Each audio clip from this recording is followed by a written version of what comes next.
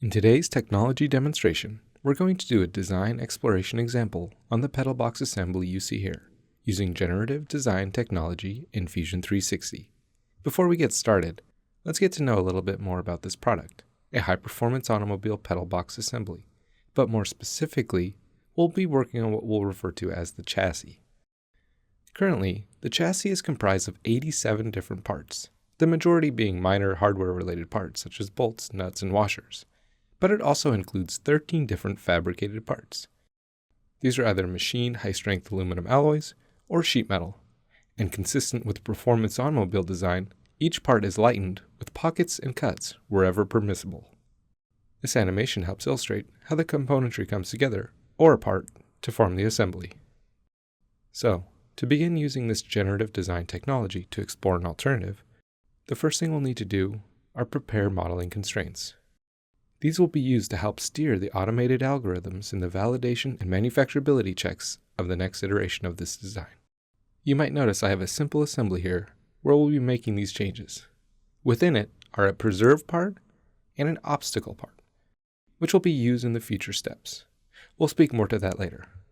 Anyway, some preserve regions have already been defined, as denoted by the green coloration, but others are still missing. So let's get an idea of how this process is done. Because we're provided with geometry to base this off of, we're going to take advantage of that as we designate these by pulling geometry off the existing design, such as where the holes are used to attach the pedal rest to what's currently a sheet metal part. Using the patchwork space, we can offset and copy those surfaces without affecting the original design. In addition to the pedal rest mounting locations, we'll also replicate the 4 bolts used to attach this to the frame. Currently, these surfaces have 0 thickness, so we'll change that with an aptly named command. And just like that, we've created 6 more bodies to add to the current design, which will be used in the synthesis of the next. Let's also observe the obstacle regions denoted in red, which, like its name suggests, will help ensure areas are avoided. Areas that require clearance for bolts, areas which will allow for the pedals to swing, areas that allow for tools and other access, and areas that interface with parts not visible, which all need to be addressed. With that, we're done with this for now, so let's use this in our generative design technology. An easy step with the provided button on the modeling toolbar. This will send that work to a tool, which will help us explore endless solution options after running through relatively few steps. Going along with what we observed in Fusion 360, we'll begin designating the bodies, starting with the largest part, the obstacle region. So we'll designate that using the context-sensitive menus, then proceed to hide the obstacle region from the browser. This reveals all of those other parts, including the 6 that we created. Now we can simply Windows select everything visible to set those to be preserve regions. The color coding here matches what I had previously defined in Fusion 360. Other types of regions and shapes can be defined, such as a starting shape, but that's not required. Next, we're off to defining information about the loading situations, constraints, and other parameters that will be used in the formulation of this design exploration. I'll start by turning off gravity and fixing the 4 bolt mounting locations that would connect this to the larger frame. From there, it's right into defining loads, starting with a force. One of the most significant forces on this subassembly has to be the hard cornering case, where the driver is no longer engaging the clutch and instead bracing a large brunt of force to the pedal rest. The next most significant forces are translated from the resistance the hydraulic cylinders exert to their mounting locations. Next, I'll apply pressures to the heel brace and to the small face that acts as a stop for the accelerator pedal adjustment screw. Finally, some small moments will be applied to the pedal mounting locations. Because the pedals should freely rotate about this location, apart from some resistance in the hydraulic lines and some friction, this will be nominal. With that done, the next step is to define the optimization objective. This can be done in one of 2 ways currently: to achieve the maximum possible stiffness of the generated shape, or to achieve the minimum possible mass. Both will use the factor of safety to gauge their success or failure. In our case, we'll use the latter and set the lowest allowable factor of safety to 2, typical in high-performance, lightweight vehicles. This next step will set this process apart from other tools available on the market today. Here we'll specify a manufacturing method for the design process. In this example, we'll use both options, unrestricted and additive manufacturing. What this means is that on one end, we want to free the application from manufacturing constraints. But at the same time, if we decide to produce this additively, we can consider manufacturing constraints like overhang angles, minimum thicknesses, and print direction using the global coordinates. The materials are defined next. This will include libraries such as additive materials from NetFab, materials as defined by the Additive Manufacturing Alliance, and casting materials. I'll select 4 in total, but you can do as many as 10 per study. It's important to note that you can define custom materials in the database and download new versions of the material database as they become available. The synthesis definition allows you to specify the desired resolution of outcomes. The more accurate the solution, the more time the application needs to complete the calculation. But the good news for all involved is that this is handled in the cloud, so I'm not stuck waiting for these 16 different outcomes to solve locally, or tying up precious local resources. I'll start this, and while it's uploading, let's discuss where that number comes from.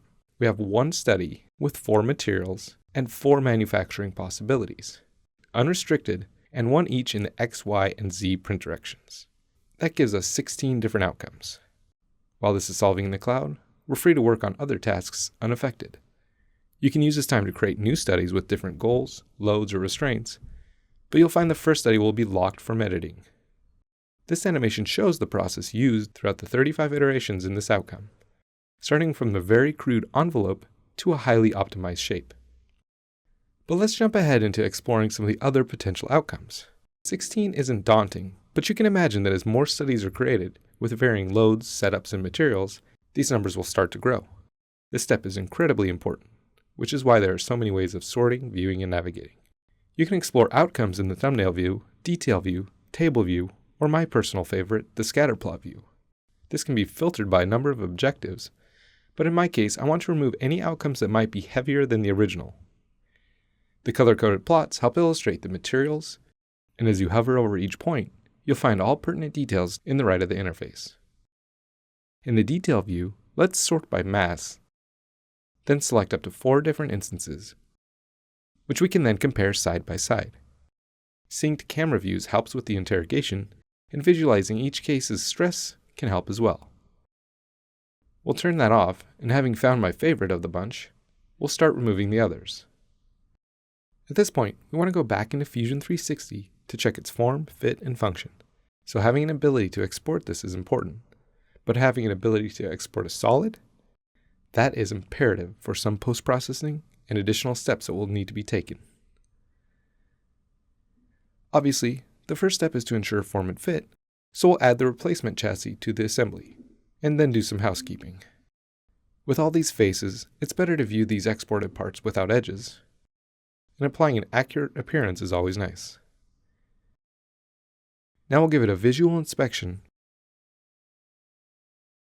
before checking clearances throughout the pedal's range of motion. It appears that everything checks out, so we'll move on to the next step. For this, I want to include another team member on the design and project to assist with the CAM portion. Marty is our resident expert, and after adding her to this project, I can ask her for assistance directly through the commenting available in product. In short, I'm asking her to finish any interfaces on this design that touch another part, or that might need some CNC post-processing. Bolt holes and other contact surfaces aren't always to the required tolerances directly out of the metal additive printer, and the subtractive finishing will help ensure they meet the design requirements. While she's doing that, I'll jump into the simulation workspace to do some advanced simulation checks. Behind the scenes, I created and ran a static stress simulation. But I also have a frequency analysis and buckling study set up. Thanks to the model coming over solid, I'm able to quickly and easily get these studies set up and run to further interrogate the results. Of course, leveraging cloud solving once again. The CAM programming is now done, so let's check the results.